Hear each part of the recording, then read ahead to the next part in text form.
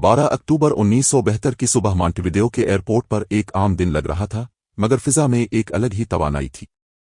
नौजवान हंसी मजाक कर रहे थे, बैग कंधों पर लटकाए, किसी को फिक्र नहीं थी कि आगे क्या छुपा है। ये सब ओल्ड क्रिश्चियंस क्लब के खिलाड़ी थे जो सेंटियागो एक मैच खेलने जा रहे थे। तैयारा आसमान में बुलंद हुआ, नीचे शहर छोटा होता गया और आगे एंडीज माउंटेंस की बर्फ से ढकी चोटियां नमूदार होने लगीं। ये वो लम्हा था जहां खूबसूरती और खतरा एक साथ खड़े थे, मगर अंदर बैठे मुसाफिर सिर्फ सफर का लुत्फ ले रहे थे।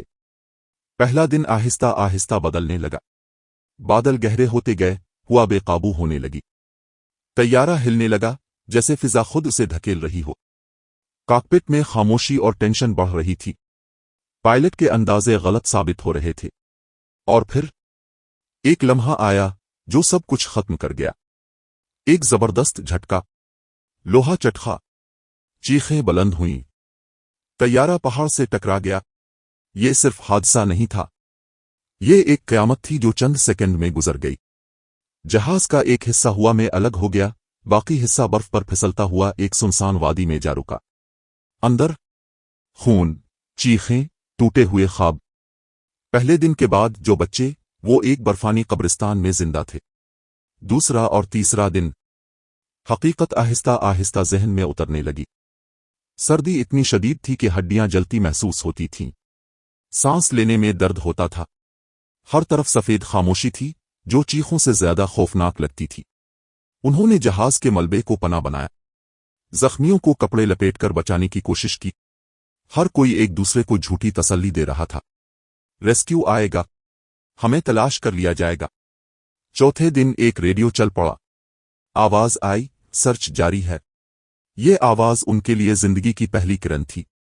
वो बर्फ पर हेल्प लिखते, आसमान की तरफ देखते, हर आवाज पर चौंक जाते। मगर 5वां, 6ठा, 7वां दिन, उम्मीद आहिस्ता आहिस्ता कम होने लगी। खाना खत्म हो रहा था। चॉकलेट के छोटे टुकड़े एक एक सांस की तरह बांटे जा रहे थे। फिर 8वां दिन आया। रेडियो ऑन हुआ और एक जुमले ने सब कुछ तोड़ दिया। सर्च ऑपरेशन बंद कर दिया गया है। कोई जिंदा नहीं बचा। ये सिर्फ खबर नहीं थी, ये उनकी दुनिया का खात्मा था। अब वो खुद अपनी कहानी के आखिरी किरदार थे। 9वीं और 10वीं दिन, भूख ने जिस्म को नहीं, जहन को खाना शुरू कर दिया था। सोचें बदल रही थीं, फैसले टूट रहे थे। और फिर वो लम्हा आया जिसे लफ्जों में बयान करना आसान नहीं। जिंदगी अखलाकियात। एक का इंतखाब करना था। उन्होंने अपने मरे हुए साथियों की लाशों को इस्तेमाल करने का फैसला किया। ये फैसला आसान नहीं था। ये चीखों, आंसुओं और खामोशी के दरमियान लिया गया फैसला था। मगर बर्फानी पहाड़ों में जहां जिंदगी का कोई रास्ता नहीं था, वहां यह वाहिद रास्ता बचा था।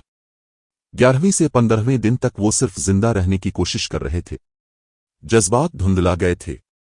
हर दिन एक नई जंग थी। फिर 16वें दिन रात को, आसमान खामोश था।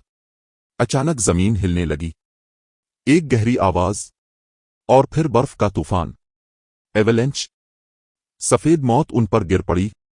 चीखें बर्फ में दफन हो गईं। कई लोग वहीं खत्म हो गए। अब जिंदा बचने वालों की तादाद मजीद कम हो गई थी। 17वें दिन के बाद वक्त का मतलब खत्म हो गया।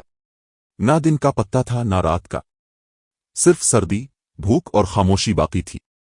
कुछ लोग ज़हनी तौर पर टूटने लगे, कुछ ख्वाबों में जीने लगे, मगर कुछ लोग अभी भी जिंदा रहने की जिद में थे। 31वें दिन पहली बार एक कोशिश की गई।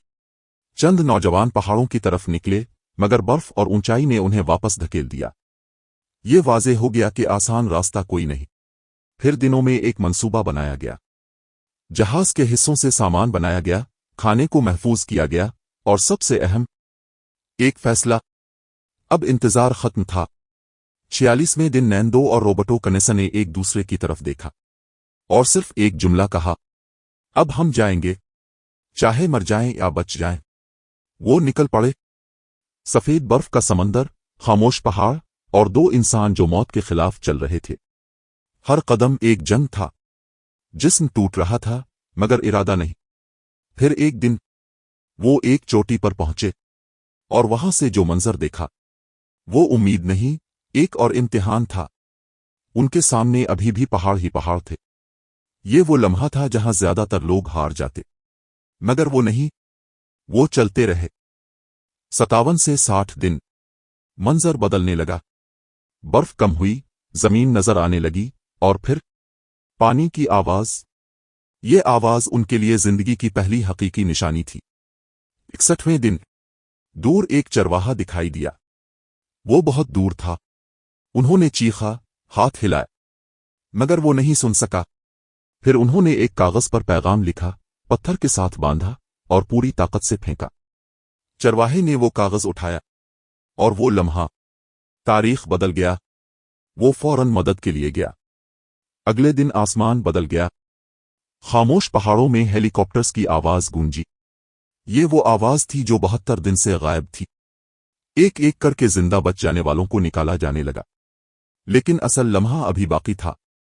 जब आखिरी जिंदा शख्स को बर्फ से निकाला गया, तो वो रुका। उसने पीछे मुड़कर इस वादी को देखा जहां इसके दोस्त, इसकी कहानी, उसकी मौत और उसकी जिंदगी दफन थी। और फिर वो रो पड़ा। ये आंसू सिर्फ बचने के नहीं थे। ये इन सब के लिए थे जो वापस नहीं आ सके। 72 दिन बाद 45 में से सिर्फ 16 लोग जिंदा वापस आए। ये सिर्फ सर्वाइवल नहीं था। ये इंसानी इरादे की वो हद थी जहां जिस्म खत्म हो जाता है, मगर उम्मीद फिर भी चलती रहती है।